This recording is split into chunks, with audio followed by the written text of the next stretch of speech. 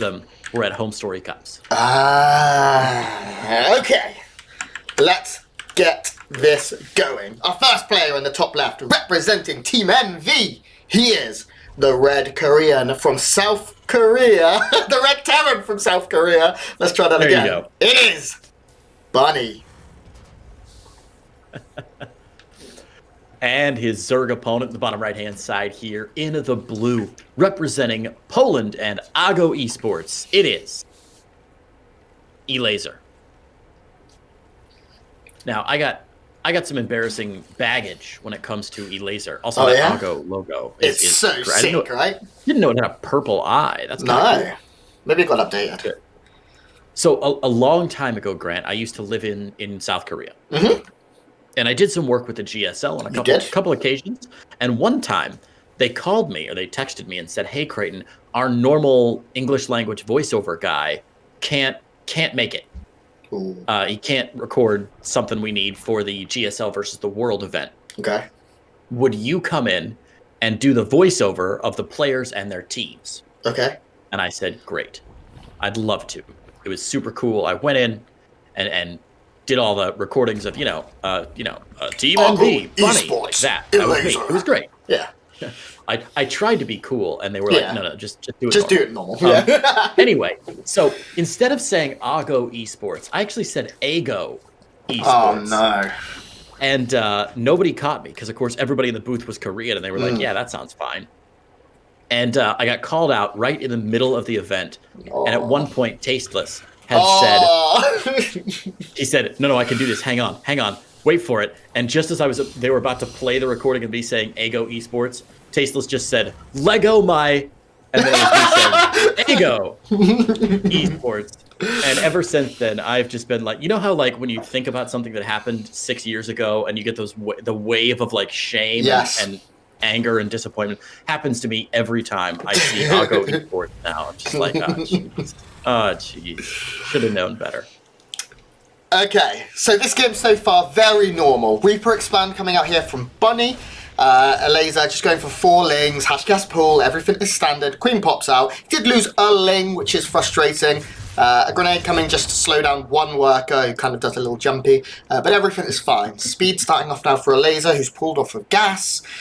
We have a robo, and that is the natural going down there. Yep, that's normal. Starport, so 1-1-1 here from Bunny.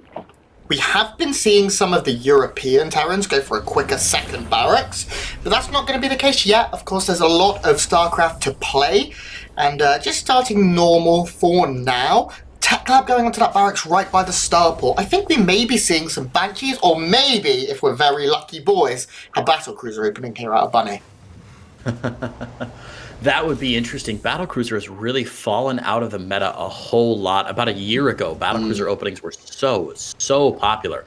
But people have just gotten better and better. Zerg players have just gotten better and better at defending against them, at getting enough queens, and it's become not that most effective opening. And just Cloaked Banshee. Okay. As you said, no armory down. So what that does mean is Cloaked Banshee on the way from Bunny. Now, this is something you don't see every day. And I got to be honest, Grant, I feel like Cloaked Banshee doesn't do as much these days as it used to. I mean, we can already see Elazer with 3 queens out of the map, 4 queens out of the map. He's making 2 more queens right now in the production tab. I mean, this Banshee is going to have to get really lucky. Elazer's going to have to make a big mistake forgetting to drop a spore, not scouting what's going on for this Banshee to really be that effective. A Zergling has just got in. It's got up to the ramp and it sees that the factory is at the front with the add-on. Did it manage to see? Let's take a look at Elazer's vision here. It did. It saw everything. That's a perfect scout right now from Elazer. So he will throw down a couple of spore crawlers. He's getting a Baneling nest as well. Maybe going to be aggressive, knowing that the siege tanks and things will be slowed down here from Bunny. There we go. A couple of spores going down. Elazer really should not be taking any damage to this Cloak Banshee push. And Bunny shouldn't have let that ling in. He actually just moved commanded past it with a couple of Hellions. We do have the Hellions of Bunny coming in right now. A very interesting move there. Means one of them goes down immediately, and Elazer's he's all good. Yeah, man. That was a great defense there by Elazer, having those queens out at the third base. And obviously what Bunny should have done is waited a little bit longer, maybe gotten the Banshee into the main base, tried to draw some of the queens up to deal with it. But as it is, this Banshee's probably not going to get too much done. A couple drone kills, 2 or 3, sure. That's to be expected. You can almost always pick off a couple drones at the edge, the side of the main mineral line and everything. But, 3 or 4, I'd be surprised to see too much more damage than that. Those Hellions, of course, not doing anything yet, just kind of hanging out, waiting. This is a pretty good defense from Elazer so far. If you look at the units lost tab, you might be like, oh, wow, 275 to 150. Oh, that's great for Bunny. He's done such a good job. But anybody who's ever played StarCraft will tell you, man, you've got to get more damage done than that to slow down a player like Elazer, who's already on 60 workers, Grant. Yeah, 60 workers, lair on the way, double Evo chamber, everything he could ask for. And he knows right now there's no risk of a tank push or a whole bunch of Marines and medevacs. There's no drops coming out for the foreseeable future because everything has been slowed down. Nothing has come out of that starport yet apart from those 2 Banshees. Meaning right now in terms of army, Elazer has nothing to worry about. He's making 10 drones. He's at 70 in 6 minutes here, Creighton, after losing only 4. Once he gets up into the 80s, which will be very shortly, Elazer is going to power up in terms of units. He'll get a Spire very, very shortly, I imagine. I don't know if Elazer's playing the Hydra Lurker build right now against a player like Bunny. It'd be interesting to see. But for now, we see a bunch of Banelings, 1-1 melee upgrades on the way. Elazer just smooth sailing right now, going towards the horizon, 81 drones, and Bunny needs to make something happen now. Yeah, this is exactly what Elazer wants to happen in this game, right? Get up to 80 drones, stop there, upgrades, tech, and then push. Elazer is very happy, I think, to let this game come to him. He's very happy to sit back and say, come on, buddy, bring it. I dare you. What have you got? He knows that Bunny's going to have to work really hard to sort of penetrate his defenses here. And with that 4th base up so early, Grant, his economy is just set now. So Elazer should be more than ready. There's a big push coming from Bunny here. And I think Elazer's going to have plenty to deal with this. 5 more Banelings on the way, a total of 10 Banes on the map now. 46 and 1 or 2 good Baneling hits is going to happen. Yeah, 46 lings as well to hit that wraparound. Inside the medevac, there are a couple of siege tanks. That makes this tricky. This is still a scary push, but the queen count is so good as well. And queens really don't mind siege tanks so much. They can take 2 free hits without too much risk, and we should see Elazer split off some of his army towards the north to either counter-attack, and that's what he's going to do, or go for the split wraparound. There is a lot at home here to keep the counter-attack from being too successful. And Elazer doesn't have the best creep in the world, but this is a lot of Banelings. It will be seen by these Banshees, which is huge. The tank should be able to siege up over there at the 3rd and keep itself... it's already sieged up. A couple of Widow Mines too. I don't see this doing too much damage. Drop though inside Bunny Elazer's base. Elazer doesn't have that many lings back here and no Banelings. He's now bringing the army back and that will keep him alive. But this now leaves that 4th base down at the 6 o'clock point. Very vulnerable. That's a Baneling hit. 11 SCVs going down, and wow, I really thought he'd be better prepared after scouting that, but he wasn't. Here come the rest of the boys, gonna catch a huge bunch of Marines here, forcing another big pull. A few more workers will go down here, just a couple. Oh my god, that's so cute. And dynamite. Come on, buddy. Come on, right now, Elazer. So Elazer, what are you waiting for? No! He could have got like 8 more. That could have been so much more dangerous than I thought. Unbelievable. Oh, the mules. He's going to drop a couple of mules here. We'll see what happens. Of course, this is only a +1 Baneling Grant, and as anybody who has ever watched StarCraft knows, that means it will not one-shot these SCVs. So I do wonder if Elazer's maybe going to wait until +2 happens to explode that Baneling, or we might just miss it earlier. Probably going to be able to get a cancel on this, or a kill on this base, though, with these 2 Banshees. I think so with this many queens. The queen's barely pushed away.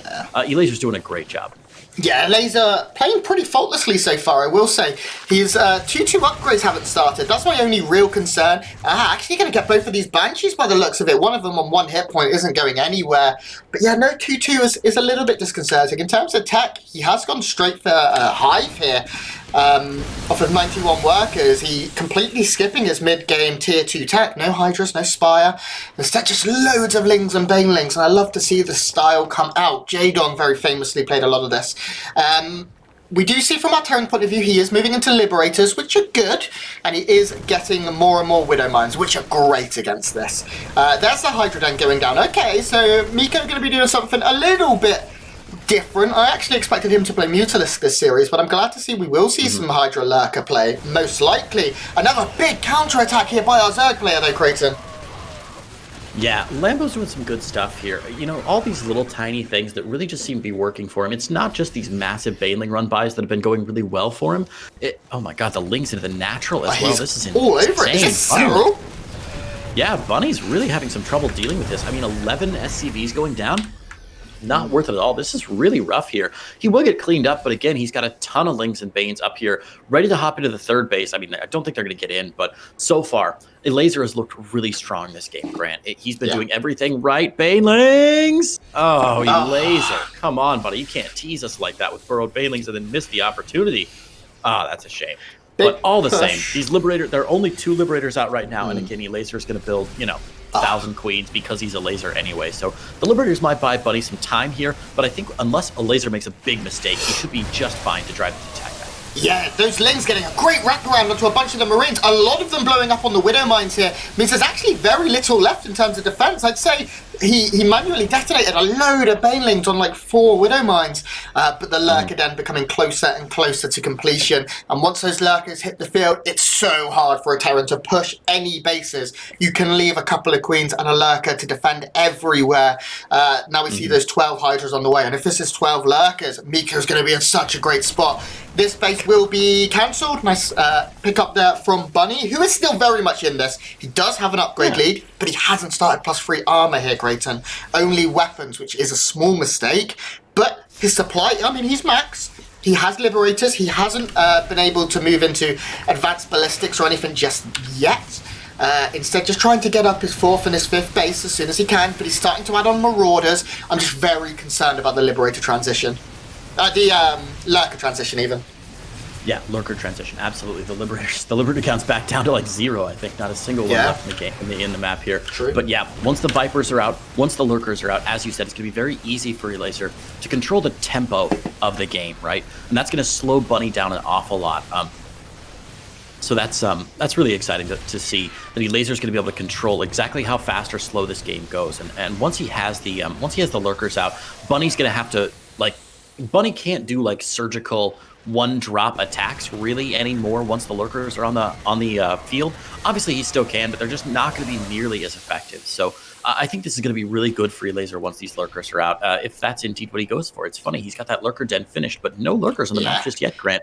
Elazer is going full meme though. 101 drones, Grant.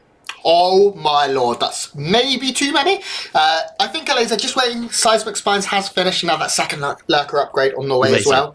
Oh! Yeah! That one felt good in my tummy. Now, Bunny has had a lot of his army thinned out here. This push doesn't look too deadly, and the first Lurkers with Seismic Spines already here. Adrenal Glands finishing up +3 though. Not started here in terms of melee upgrades. Instead opting to go for range and armor. Not sure. That's great. Adrenal Glands +3 does benefit those Lings a lot, and I expect we will see it come in fairly soon. We do see Adaptive Talents about to finish off here. Muscular Augments as well, so those few Hydras and support can happen. And this is what I was waiting for from Bunny. The Ghost Academy on the way. Is he going to move into nukes? I think it's the best way.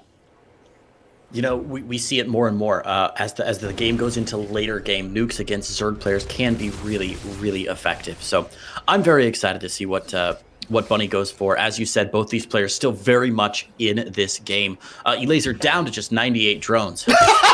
Why even play the game if you've got less than 100 drones? I mean, what's the point, really? But Elazer's going to go for a pincer attack here, Grant. Look at this. Pressure down here on the South Planetary Fortress. Pressure up here on the North Planetary Fortress as well with these Lurkers. He's going to try and draw Bunny out of position here. Oh, you can't fight that! A couple nice little units here. Oh, jeez. Yeah, Bunny, you can't get in there. Yeah, right now Elazer is everywhere. He hasn't been able to find any huge damage. This base forced to take off, thinning out a few of these units as well. Bunny's doing a good job of staying alive, but look at the bank of Elazer. 5k, 1.4k. He can make as many Lurkers as his goddamn heart desires. His +3 armor already 2/3 of the way done, and Lurkers just taking control. One thing Elazer doesn't have is amazing creep spread. It's good. It's to about the 50% mark, but he's not been able to push forward. Bunny's done a good job of denying that. And Bunny now moving into 4 ghosts at a time, getting personal cloaking for those ghosts. adding on a lot more orbitals so we can scan and take more cost-efficient fights. And I'm very curious if we will see those nuclear missiles researched in the next few minutes. Man, I really hope so. There's nothing that could make a game more exciting than a couple of nukes coming in. Good pressure from Bunny here on the north side, Grant. I love these little pushes. As you said, Bunny's done a really excellent job clipping back the creep spread of Elazer so far.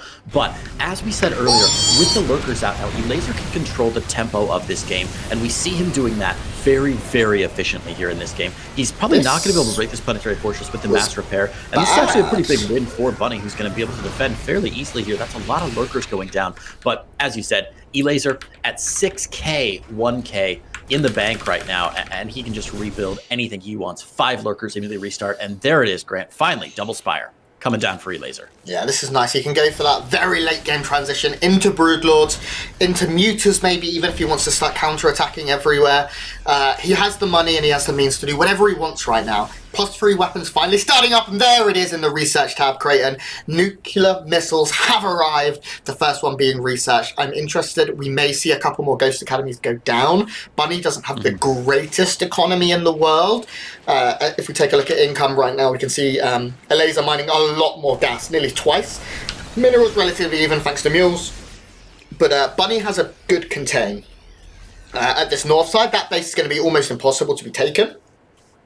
And if Elazer can just stop Bunny from getting the bases at the south side, sort of the 7-8 o'clock point, and cripple those, eventually he'll win the money game. For now, though, I think we're just in a sort of tech stalemate. Both of them have very good tech. There's a lot of ghosts on the field. Already 10 here for our Terran player. And Bunny has a lot of lurkers, but he doesn't have too many Vipers or anything. A very nice Blinding Cloud, though. Yeah, that Blinding Cloud really saving Elazer's bacon there. He's going to be able to get on top of those tanks with the Lings. 1, 2 tanks go down, and the third and the fourth as well. Those cracklings showing just how scary they are, Grant. That's fantastic stuff. We see more ghosts coming out, obviously. Bunny's still committing a lot to this specific location. I don't know why he hasn't moved his army from here. They're taking up space, sure, but Grant, this is not really an important strategic part of the map to hold right now. Aside from preventing Elazer from taking this base, I don't know what he's really trying to accomplish on that side of the map, and that's a lot of his army supply just hanging out, not really doing much of anything.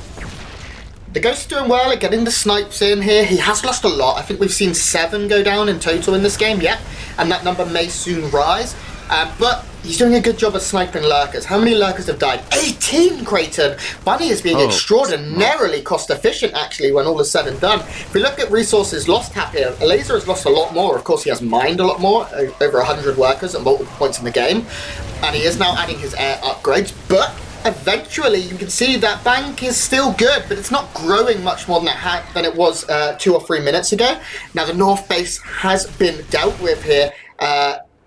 Drop coming in and getting the kill there, but this sound on the south side, I'm very, very concerned for Bunny right now. Oh, actually, he's got a good concave. That's a lot of lurkers, though. Yeah, tons of lurkers. The good news for Bunny, as you said earlier, is that he has tons of those orbital, well, 1 fewer orbital command now, but tons of extra orbital commands sitting around the map. He's got scans for days, so we can continue to scan over and over and over again with these lurkers. A nice EMP onto the Vipers there. That was actually really cute. Missed 2 of the Vipers, but got 1 of them. But with the Vipers out, with the lurkers out, and with those cracklings, Grant, it looks like Bunny is going to continue to lose base after base here, and this is not something Bunny can really afford to do. Elazer, of course, has been on these 6 bases for about the last 5, 6, 7 minutes or so, but Bunny has also been stuck on just 5 bases for quite some time as well. So as you said earlier, Elazer with a big bank, Bunny with not so much of a bank, but the incomes both pretty stable for these players. There's not a lot of expansion happening, and that's going to favor Bunny in the long term. But for now, Elazer just has so much in the bank that he can afford to lose all of these lurkers, even though that wasn't a great trade for him. He can afford to lose all those lurkers and just immediately rebuild 7 Hydras right away. Yeah, Elazer needs this base in the northeast right now, because he is getting to the position where his mining bases are kind of oversaturated. He doesn't have too many mining at maximum efficiency. There's 31 workers on that bad boy. That's not great. Although he has a great bank, he was at 5k minerals a few minutes ago, and having a lot of gas is great, but as a Zerg player, you can't really spend it without minerals. There's no high Templars you can just make and spend all of your gas. You can make a few more Vipers, but you don't need too many Vipers. So eventually Elazer will bleed dry. The good thing for Bunny right now is although he's only at 66 workers, he is sitting at 5 orbitals, so he's got plenty of mules and scans. And his upgrades are phenomenal as well. +3 weapons on his ground units, +2 on his vehicles, soon to be +3. Elazer though, he has started to get air upgrades, he's really working on air upgrades, and that transition could catch Bunny with his pants down if he isn't prepared. Yeah, absolutely. We are going to see the first nuke of the game coming down. Looks like this Ghost will actually probably get away with it here. A couple queens might actually die. I'm not sure if Elazer's too concerned about it here. Losing a couple queens, not the end of the world. He's going to lose some drones as well, though. That kind of sucks there. Not a bad nuke from Bunny. Could have been a lot worse there from Elazer. Elazer, meanwhile, focusing on the south side of the map, though. But losing it. Trying to dislodge another base, and does dislodge another base. Losing a lot of lurkers, as you said, but slowing down the mining from Bunny. Very effective. Look at the banks, though, Grant. Elazer down to just 600 minerals. Bunny now suddenly ahead in the mineral count in the bank. And also in terms of income, he's mining 3 times almost. Yeah, 3 times his opponent. And that's going to become very, very scary very shortly because Bunny has the entire left side of the map. He can even secure the one base he doesn't have at about the 7 o'clock point. That's the one. Thank you, Creighton. Whenever he wants, because he has a good tank count. He has a lot of static defense. I'm very impressed with Bunny because he's not gone into the traditional way of dealing with this, which is getting advanced ballistics and liberators. We have a big attack though. Cracklings and lurkers going to decimate this planetary. We do have a few marines trying to reinforce, but they're not going to be enough. They will go down. Some great micro here from Bunny, stepping as best as he can, kills a lot of these lings, but he loses a very vital base right now. Yeah, there's still plenty of minerals left in that base as well. I love the aggressive lurker play from Elazer here. He knows that he's lost some momentum in the last couple minutes here. So I like that he's being a little bit more aggressive with the lurkers and continuing to push forward. Again, Bunny's base is starting to mine out just a little bit here. He's just got this one left over, and Elazer's being very judicial about where he pushes his attacks, right? He's focusing on the bases that are still mining. He's focusing on the bases that still have a lot of minerals at them, and he's focusing on really hurting the economy of Bunny where it counts. He hasn't gone for any tech structures. He hasn't gone for any infrastructure yet. He hasn't gone for any production facilities. He's just going for these bases where there are still minerals left, so he can cut off Bunny's supply, and he's doing a fairly decent job of it here. These lurkers are going to clean this base up eventually. These cracklings, Grant, doing an insane job. Yeah, Bunny has fallen apart in the last minute and a half, 2 minutes, and now he's down 40 supply, and it's all workers. He has very limited economy right now. All of a sudden, he has fallen down to half that of our Zerg player, and Elazer is at the point, because he did secure those bases at the northeast, where he can make and throw away a lot of lings again, and we still have that risk, as always, of a big air transition, a sudden change in mutalisks. If Elazer can bank up, 1,500, 1,600 minerals, he can instantly make 10, 15 mutas and start counterattacking the few bases that he can't get to, and it will be very difficult for Bunny to hold on. But he is doing a good job of fighting back. His supply is still strong. His tank count, very good. His ghost count, currently at 4, not bad whatsoever. He didn't make any more nukes. Oh, he has 1. Oh, we see where the ghost is going now. Oh my god, can he nuke the high ground? No, okay. That one not going to go off. My observer Creighton doing a fantastic job of showing the nuke taking off, but no luck there, as the ghost will go down. And they're very expensive units. We're getting to a game where, we're past the 23-minute mark, almost 24 minutes, and minerals are going to start running low here on Lightshade. This is just map 1 of a best of 3 right now. This planetary going to need to defend. Cracklings love fighting SCVs, though. Absolutely they do, and 21 more SCVs go down. That puts Bunny at 25 workers, and he's got to push now. He does have an army supply advantage right now, 82 to 50 over Elazer, but Elazer has time on his side. 28, 54 more lings on the way. Grant, you said it best. These lurkers able to defend fairly easily. Elazer's going to continue to defend. He knows that he's done enough economic damage now that he can push back, and he doesn't have to do so aggressively. He can sit back, wait for Bunny to come to him, and wait for Bunny to sort of suffocate out and die. Yeah, Elazer still having a few Vipers and producing a couple more is also going to be really important, because blinding clouds right now are going to be huge. Or yoinks, that works too. The tanks are the AoE DPS right now. The marine count is only 18, but there's 7 tanks, and that means these cracklings will die pretty quickly because they are +3 tanks. Oh, another big counter-attack. Elazer just finding everything he needs to down here at the southwest of the map. Worker count 20 to 82, Creighton. There's nothing left for Bunny. The army he has is the army he will end the game with. And right now, Bunny's going to need to take a phenomenal fight. We do see everything stimming forward, though. Yeah, this is a great push from Bunny here. He's got a good angle on this base up in the north side. Of course, there's no choke point either, so the lurkers aren't able to like force those marines to funnel into a tiny little place. The Ling's trying to jump on top here, but with the tank support in the back, Bunny's actually put himself in a pretty decent position. The bad news is that Elazer is definitely ahead on both worker count and on army supply. Again, if you pop open that army size graph, you'll see it's been very close, quite a dance for the last little bit of the game here, but it does look like Elazer finally able to clear out all those tanks. And as you said, Grant, with no tanks, there's just not that much that Bunny can do. Oh, here comes the flank. Finally, beautiful. Bunny forced to leave this position, and this is the position he had to break. GG is called. Elazer takes map 1. Wow, a 26. People might have accused us of doing that stupid caster thing where we hype everything because we got to make it fun. This is a great series. Bunny and Elazer evenly matched. And we saw that in game 1. Grant, I always say I love a good game where one player doesn't necessarily lose. I hate a game where one player makes a huge mistake and you're like, oh, well, I guess he just loses there because he screwed up. He didn't close his gate or whatever. But that game, both players showed flashes of brilliance, showed really, really solid play on both sides of the map.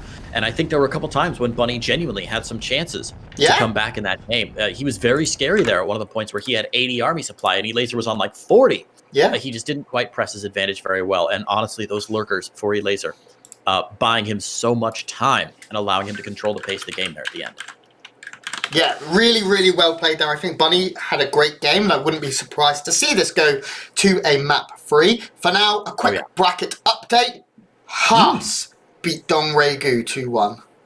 He Haased him. Holy shit, no way. So Haas will now be playing the winner of Dream and Bjorn, which is 1-1. Bjorn, one of the favourites to win this entire tournament, already maybe dropping a cheeky map. Incredible start there, down on the lower side of the bracket. I cannot wait to see Haas versus Dream or Bjorn. So good. Oh man, that's going to be fantastic. So Grant, have you been reading the Team Liquid posts about all these players for the last couple of weeks? Fantastic write-ups, and the TL staff just has been doing an awesome job of saying giving a great overview of what these players are like and what to expect and everything. And I loved the one about Haas, where they were just kind of like, well, we haven't seen much of him. He's still doing Haas things, but I wouldn't expect too much of him for this tournament. Haas doesn't usually make it too deep in the tournaments, but my God, over DRG, who is genuinely in a great spot right now. That's very surprising. So Dong Regu to drop down to the lower bracket. That's probably the biggest upset we've seen so far. Yeah, DRG will also now be playing the loser of Dream and Bjorn. Oh my God. Ouch. Now DRG is my favourite Zerg player of all time, so I'm hopeful as we get ready to move on right now. I'm going to give Liquipedia another refresh, see if we have any more updates. Doesn't look like it. Meanwhile, Elazer 1-0 up against Armani. Yeah, wow. Diego I'm so Schwimmer. proud of my boy. So proud of my boy. That's amazing, Diego Schwimmer. Fun fact, Diego Schwimmer is actually the cousin of David Schwimmer, the guy who played... Yeah, from Friends, exactly. They're related to each other. It's true. Yeah. Cousins. True. Right? Shut up, Something like that. Something like that. We are. Oh man, great series all around here in the round of 16. The quarterfinals coming up after this. Now, Grant, we don't know yet which series we'll be covering in the quarterfinals. We'll have to sort of decide that on the fly. But after this series, we will be broadcasting one of the 4 quarterfinal matches after this. So we don't know which one it'll be, but we'll be moving straight into the quarterfinals. Who's going to make it to the semifinals once. For now, though, we have business in the top side of the bracket as our first player representing, as I press the wrong button, trying to find Creighton's camera. Oh, no. What number are you? Oh, you're control 1 today, okay. Our first player representing Argo Esports. He is the Blue Zag player from Poland. It is Elazer. And his opponent in the bottom right-hand side in the red. Our Terran player from Team Envy and South Korea. He is Bunny. Okay. I'm curious, Grant. Do you think Bunny and Lila Kaneen have ever played each other? Almost certainly, and I hope so, because the thought of Bunny playing Little Bunny is just the best thing in the world for me. That would make me so happy. Yeah, me too. Lily Kaneen is my favourite name of any. It literally means Little Bunny in Danish. Mm-hmm. Amazing. So this game, we are looking pretty standard again. No cheese coming out so far. Elazer isn't afraid to throw everything at an opponent. But I do think he'll feel confident playing a macro style. One thing we do have to say in that last game is the Banshee did nothing. Elazer got up to 90 drones in like 6.5 minutes. He lost 4 workers in the early game, which just is not enough against a player who likes to make a lot of overlords, a lot of drones, and go fast. So Bunny maybe needs to mix it up a little bit. Maybe we'll see more dedication to Hellions or a quicker drop play. A +1 attack, maybe something like that. I don't know. I think Bunny needs to do something different. The big mistake he made is he allowed his starport to be scouted. He placed it 1 pixel too far forward. One ling popped up the ramp. Even though it was closed, he could see the add-on on the starport whirring away and was able to see what was coming. Yep. And, you know, honestly, I'm a little surprised, Grant, that Bunny even went for the Cloaked Banshees. For IEM Katowice, the biggest event of the year. The players, I know the players, have been doing a lot of homework against their opponents. Watching their VODs, watching their games, studying the replays if they can get their hands on them. And Bunny should have known that Elazer is a player who loves queens. I mean, that's you know, it's like how, you know, a fat kid loves cake. Elazer loves queen. Elazer loves queens. And the fact that he still went Cloaked Banshee, even though he knew that Elazer was likely going to have 9, 10, 12 queens on the map that early, a little surprising to see Bunny going for that. So this game, he's changing up a little bit, and I really like that. He realizes the Elazer's going to play a little bit greedy, and he's going to play a little bit greedy as well. Still going for the 1-1-1, but sneaking in that command center before the starport goes down. Yeah, very quick 30C. I like this from Bunny, who did look in the macro. I mean, he really did come back from a very scary position in the early game where his push did nothing. He couldn't find any damage. If he can get ahead or go in even to the mid game, maybe he can be a bit more cost efficient and eke out a victory that way. I think that's very intelligent play here to mix it up and to go for that sort of economic cheese, as we like to call it. Starport coming down, I'd expect to see maybe just a quick reactor onto that one, possibly. A couple of medevacs out, something like that. Early to go for a drop. Oh, okay, Liberator's very cool. Again, something that fell out of favour a little bit. Sometimes when there's a Liberator, we will see a Viking first to clear the path. If an Overlord sees this, it can be quite easy to deal with. But for now, Bunny making all the right steps. His third CC has gone unscouted. Elazer is droning up happily, though, knowing that nothing is coming his way just yet. His queen count already at 5, soon to be 6. It's going to make dealing with this Liberator not too challenging. Yeah, I mean, I'm going to be honest, Grant. I don't like this Liberator play at all from Bunny. He struggled with his Cloaked. He had 2 Cloaked Banshees in game 1. Got, 3 drone kills before they got taken out. And 1 single Liberator. Even if you're not against a player who habitually builds way too many queens just because that's their style, 1 Liberator against a Zerg is really not that scary anymore. Even a Zerg player with just 2 or 3 queens can defend against a single Liberator fairly easily. So a little surprised to see Bunny committing to this single Liberator. We'll see if it can get any damage done. But as you said, I think Elazer should have probably no problem dealing with this. You won't see it coming through, but he'll get a beat on it with this Overlord.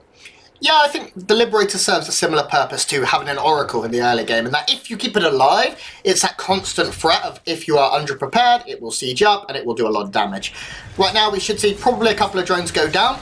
It's going to target the Queen, which isn't ideal. Should get 3 or 4 here. That's not bad if you can get... Oh, he gets 6 out of the Hellions at the same time, finding a bit of damage there. Okay, 6 workers is nice. It's better than game 1, where he only killed 4, and the Hellions still remain alive and a threat. So Bunny is doing an okay job at keeping Elazer down a little bit.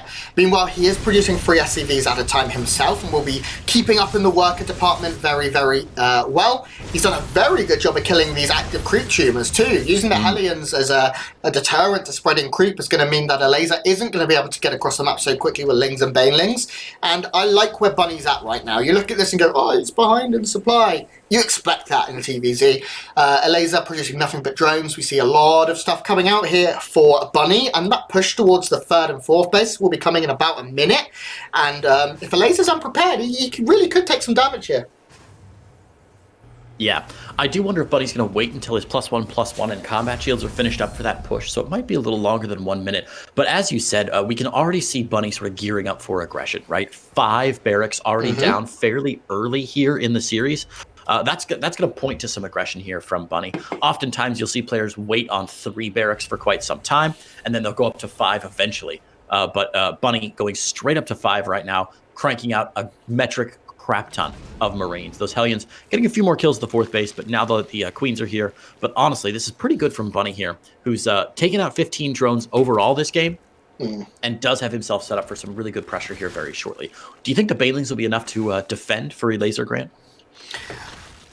He doesn't have centrifugal hooks just yet, and that's a little scary. The push is coming out slower from Bunny than I anticipated. I really thought he'd be moving across with his first 2 medevacs, but he's not done that just yet. He's going to wait for +1 combat shields, +1/1 combat shields, and a couple more medevacs, or maybe he feels content sitting back.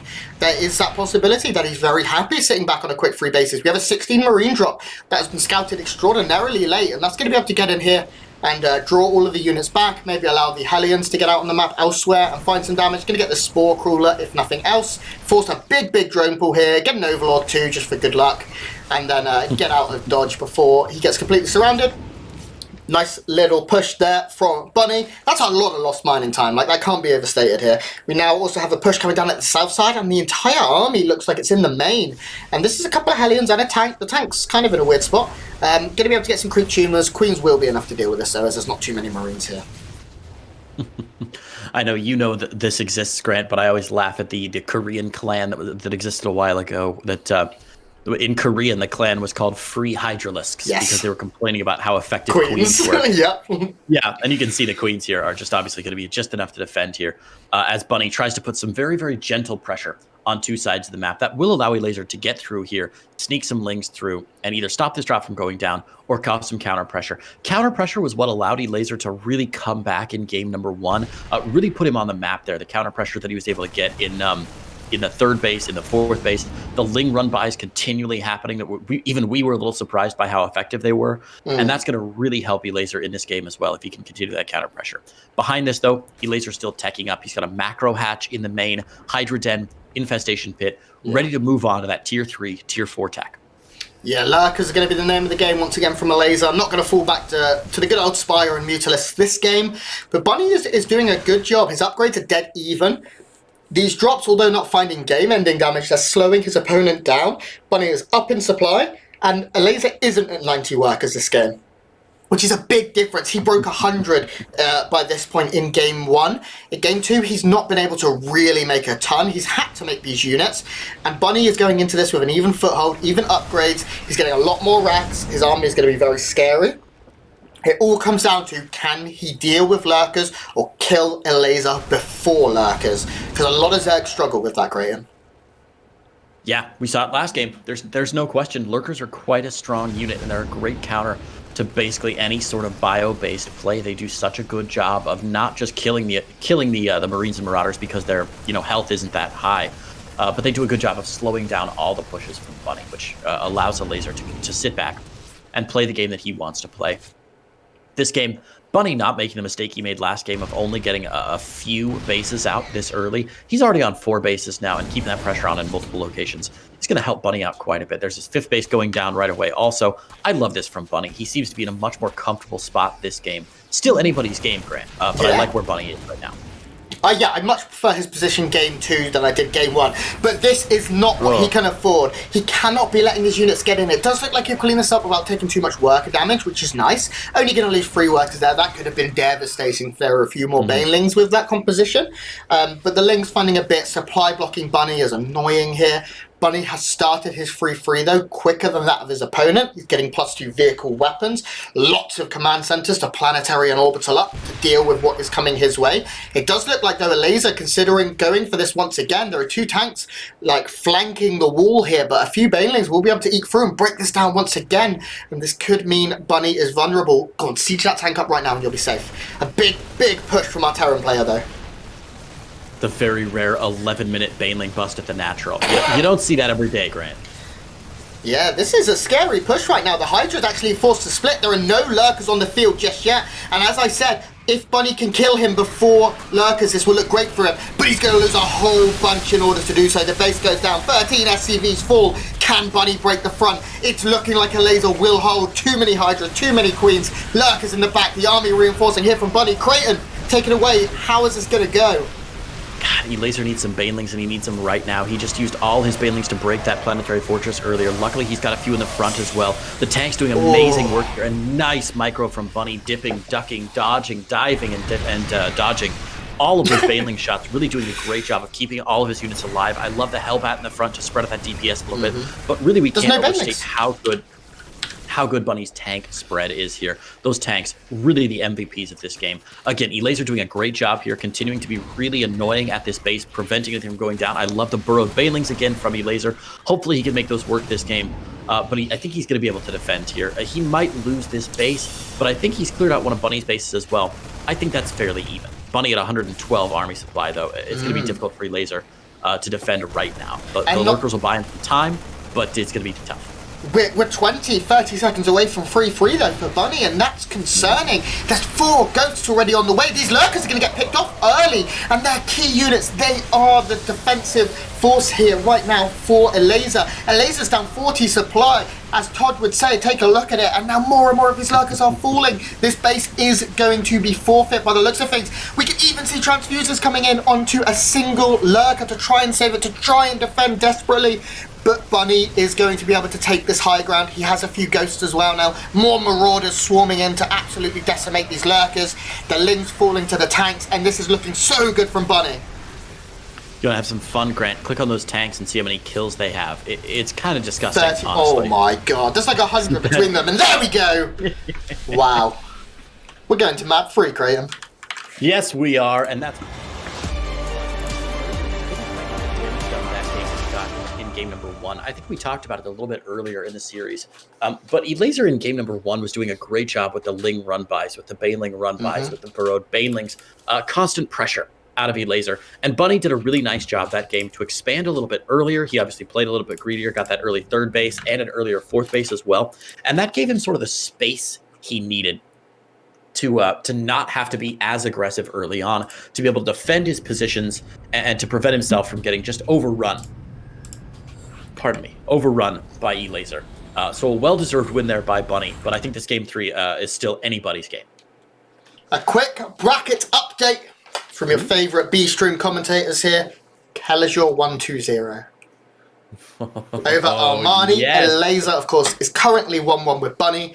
Cyan up 1-0 against Scarlet. Wow. That's a big win for Cyan. Euthermal Ragnarok, I believe, is happening on the mainstream, and that will be going on shortly, as it looks like Dream and Bjorn might still be playing. That's TVT for you. Yeah, wow. Dream and Beyond in game 3. And, you know, we talked about it earlier, Grant, but it's so important to win this first series. You don't want to go down to the loser's bracket. And I wouldn't be surprised if those Dream and Beyond series, if, you know, one of the players has like 5 army supply, and they're still in it because they're like, I can't lose this one, I can't lose this one, I can't lose this one. Yeah. I mean, looking at the lower bracket right now, that loses round 1.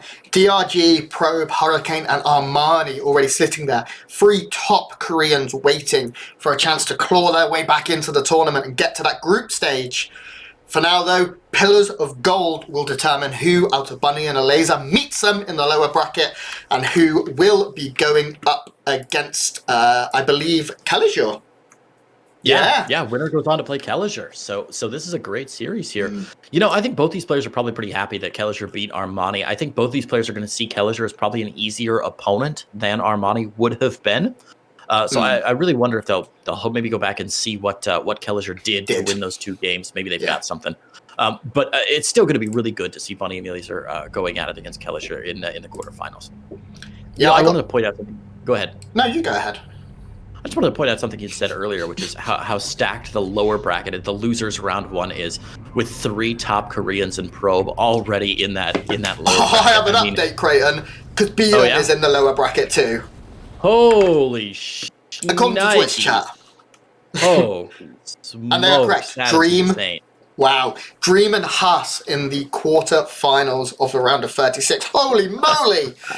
Of course, all of this is just to determine the 4 players that move into our groups. Our groups, of course, Cyril, Raynor, Clem, Maru, Stats, Trap, all of these top players waiting for an opportunity to kick some ass.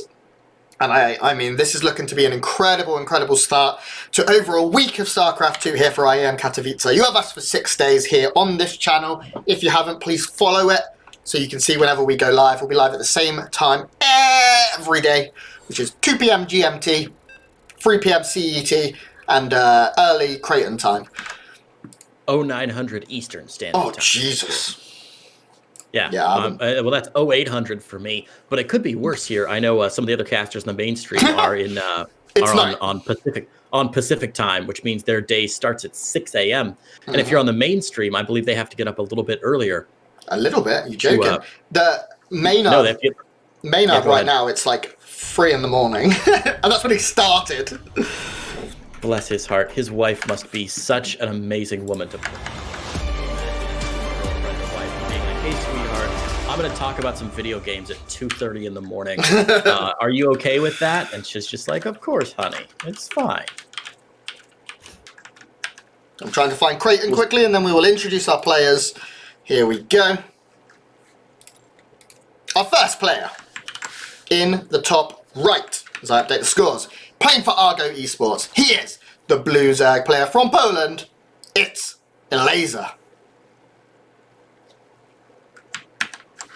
And his opponent, bottom left-hand side in the red, are Terran Terror from South Korea and Team NV. It's Bunny. My camera following isn't working. Good game 2, Grant. Oh, yeah? It's just not switching. That's interesting. Really? Oh, there we go. Fixed it. All right. Thank goodness. Okay. So a good game 2, Grant, and I think it really showcases how essential it is for these players to get harassment done. When you're playing at the top levels of StarCraft 2, controlling the tempo of a game becomes more important than almost anything else. Your opponent is going to have excellent macro. They're going to have almost perfect micro in every fight. So while you can hope that they make a few mistakes here and there, really what you want to hope for is the fact that your opponent it can't control the tempo as well as you can. And that's what we saw from Elazer in game number 1 with all those run bys, and what we saw from game number 2 with Bunny with that early economic play. Do you think it makes sense for Bunny to try and go hyper economic again here in game number 3? Yeah, I think it probably does. Elazer looks like he wants to play Lurker, Hydra, Ling, Bane. And it does take time to get to that. So if Elazer is going to sit back, and Bunny has just shown in game 2 that he can not only match but take over in a macro situation where he's even, why not do it again? It is, of course, risky. We've seen Elazer for many years be an aggressive player, do Roach all-ins, Roach Ravager pushes, Baneling busts and things like that, Ling floods. But so far this game we are looking to be in a pretty standard macro situation. And we will keep an eye on how this plays out. Yeah, Bunny's made one little change to his build so far that I do like. He's gone for that Marine first opener instead of going for the Reaper expand. I always love the Marine first opener, Grant. I feel like you've got to expect that Elazer's got a third base down at this point. You've got to expect that he's got a couple Lings out. Like, I don't know what to expect to see with the Reaper beyond just, yep, he's doing all the Zerg things that you expect a Zerg to see. Yeah. The Marine, a little more DPS, gives you a little bit more control back home. And I like that opener here. You can see he's already got the reactor on there. Going for the 1-1-1 behind this. And again, we're going to see Bunny going for Banshees, it looks like, and likely Cloak, as he does have both of these gases saturated. Yeah, now Pillars of Gold, a better map to hide that. It is more difficult to get up and scout. The ramps are very narrow and generally easier to defend. There are a lot of Marines as well, which will stop that scouting more than, say, a Reaper would. So we do see a Banshee started up. No Cloak just yet. The money a little bit low right now for Bunny. I'd be interested. There we go. He is going to start it off here. Elazer hasn't been throwing Overlords into the main at any point in the series. So I don't hate what he's doing here to get things going. We will, we're going to keep following this action, see if this Banshee can find damage, because I do feel like Bunny has put a lot on the line right now to make sure this Cloak Banshee does some damage, and it is a little scary. Yeah, and no Ling in this time for Elazer, so he has not seen this coming yet, and probably won't. He probably won't at all. Bunny's going to send it up north around the north side of the map, and Elazer already on a bunch of queens, but no Spore Crawlers, and more importantly, Grant, no Lair started up just yet. He's going for the Baneling Nest instead. If we don't see some Spores or a Lair starting pretty quickly here, this Banshee might find a little bit of damage. Yeah, it's looking like this is going to work out. Now, Spores typically do go down a bit later as we see them go down now. Just 2, though, does mean that Bunny should find a little bit of damage. In the first game where he made Banshees, it was scouted early. The Queens were split up much better. This time, the Queens are all up in the front. I think there's only one in the main right now, Creighton, which is... yeah, going to make this a bit trickier in terms of defense. As long as Bunny micros well, he should be able to get 4 or 5 workers, keep the Banshee alive, because the Banshee, like so many other air units, is much, much scarier when it comes in later, when your attention is drawn elsewhere. And so far, a nice pull there. Not too many workers. Misfire as well. Not ideal start here for Bunny. Elazer doing a great job defending. It's the same problem we saw last time that Bunny did this, is that he didn't go in for the Hellion attack at the same time, which is almost always what you want to do. Cloak Banshees in the main. Oh, that's a kill, not a cancel. Wow. On that 4th base for Elazer. That's a bit of an uncharacteristic mistake from our Polish Zerg player there. That's a huge mistake there. Kill, not a cancel, and an easily preventable mistake as well. So a big win for Bunny. We mentioned at the beginning of the series, you've got to just hope that your opponent makes a couple uncharacteristic mistakes, and that's certainly one there. A good start for Bunny. These Banshees doing more than we expected, I think. Yeah, he's now starting to find exactly what he needed to get into this game at an even level. Getting that base is so big. His third now, Bunny's third now, floating over to land in position. There's already an orbital. The extra racks coming in. Stim is about to finish off, meaning right now, Bunny is very secure to just macro, whereas Elazer Miko on the other side needs to make a lot of drones. He needs to catch up from the damage he has taken. And that means he probably will cut some corners elsewhere. He's not going to have as many units, and the next push from Bunny could be intimidating. Yeah, it really could. As we said last game, once you get those 5 racks out, once you get that +1/+1 on the way, that's when things do start to get really scary. And Bunny doing the classic Bunny push here, Grant. He's living up to his namesake. It's like when you see Max Packs doing the Max Packs. You're just like, yes, I love it. Tank loaded up into the medevac. Marines on the way over. And he's going to intentionally hit before any of his upgrades finish just to put some early pressure on here. I love this from Bunny. Yeah, getting a lot of active creep tumors. Now, the queen count is supremely high, as usual, here for Elazer. He has 10 in 7 minutes, so it's going to be very difficult for this push to find too much damage. There is no Baneling speed. It has not even starting as we speak right now. But there is more reinforcements coming. Bunny actually feeling like he can commit a little bit harder to this. Another tank, a couple of Hellions, and 6 more Marines making their way across the map. The Banshee going to join in as well. And as long as Bunny doesn't overstate his welcome here, he is drawing out units. There are no drones in the production tab right now, meaning Elazer isn't at 80 where he wants to be, or 90. Yep. And this is still scary. I can't see it finding too much. His Baneling speed is getting closer to finishing. There's so many Queens, Creighton, Jesus. Oh, one less. Yeah, Queen transfuse energy very low for Elazer right now, and that's one of the huge benefits of having that many Queens, and there's always something to be able to transfuse. You can't just focus fire down the high energy Queen because they're 5 queens with high energy, but there aren't that many transfuses available, and Elazer's going to have to commit to this defense fully now. Moving these lings on top of the tanks. Tank 1 goes down, Tank 2 going to go down as well, but it looks like Bunny will get cleaned up here, so a nice little work from Elazer, as you said. Didn't see that getting a lot of damage done. I was a little surprised to see Bunny committing to that attack, but behind this, he's going for an armory for that +2/+2. Bunny's going to continue cranking out more and more Marines. No mech yet from Bunny. Are you surprised at all? Nah, not really. I think Bio is a little bit more flavour of the month right now, and I see Bunny very much as a Bio player with pushes like these. More aggressive in the early mid-game than elsewhere in the game. This is another very scary push, and we do see that Infestation Pit going down right now, and the Hydra Den, which means right now Elazer spent a lot of his money trying to tech upwards. I don't think he foresees that this push was coming. The Baneling count is still very high. The Banshee is at the north side. The double Banshee is finding some damage. The Queens are being taken down one by one here. These Banshees finding a lot of damage actually at the north side. And as long as Bunny doesn't make a big mistake, he's going to be able to pull ahead in this game. Yeah, he's in a very interesting spot right now, Grant. A little surprised to see. Bunny still committing to this. I don't think he can break this base. I think it would take a miracle for him to break this base, especially with Baneling speed finished up now. So I'm surprised to see him continuing to commit to this. But he is being a little bit more aggressive with it. He really is being a little bit more aggressive. We do have a counter-attack coming down towards Bunny's third base, but there's so much Bio here to clean it up. A few Lings absolutely melt there. And Bunny is now going to bring his army together, Hero Marine-esque, and really push in. The Lurker Den is not done. There are no Lurker upgrades. There is no Hive. A big pickup here on a couple of these tanks could end up saving Elazer's bacon as we move forward into this game. But Bunny has so much army supply right now. 93, his 2-2, 2/3 of the way done.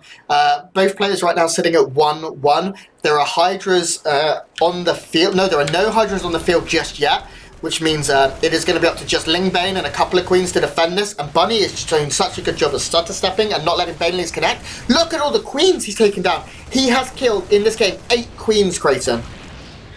Which is insane, because Elazer still has like 37 queens on the map. He still has 8 queens on the map as well. But the big thing that we haven't talked about yet is all the tanks that Bunny has lost so far. Bunny has lost almost all of his tanks in every single one of these pushes. And while Elazer doesn't have a lot of answers on the map right now, he does still have a lot of Banelings. And with no tanks, those Banelings are going to be very, very difficult to deal with. This Ling Bane run by going to be very effective. Bunny's been so aggressive this game, committing so many of his resources across the map that he's got absolutely nothing to defend against this. It's a cute little Sim City, but I think there's a gap in this wall, and Lings and Banes are going to be more than enough to deal with this as Bunny tries to drop in the main, tries to put pressure on the third base, but these Banes are going to get in yet again, and this is another classic Elazer push with 12 more workers, 15, 17 more workers going down. Yeah, that was exactly what Elazer needed to keep himself in this game, because things were getting scary over here at the 3 o'clock point. There is still a big chunk of Bio here. Baneling's sitting so far back, just not taking the committal that they need to do. I really think Elazer needs to deal with this sooner rather than later, because it is starting to get overwhelming. The tug of war is going firmly in Bunny's favour, and as all these Marines now move in, there are no Lurkers here. There's no Banelings left on the field, Creighton. 0, and that means Marines rule the day. Hydras are nice, but they're so squishy. If a tank can get some shots on them, they will melt. Banelings in the back. It does look like maybe Bunny has broken his opponent. Oh my god, the Marines are going to be able to flank the Banelings. They don't commit to it now, they will. This is now a 2-pronged attack from Elazer from Bunny, and GG is cool. Bunny takes the series 2-1.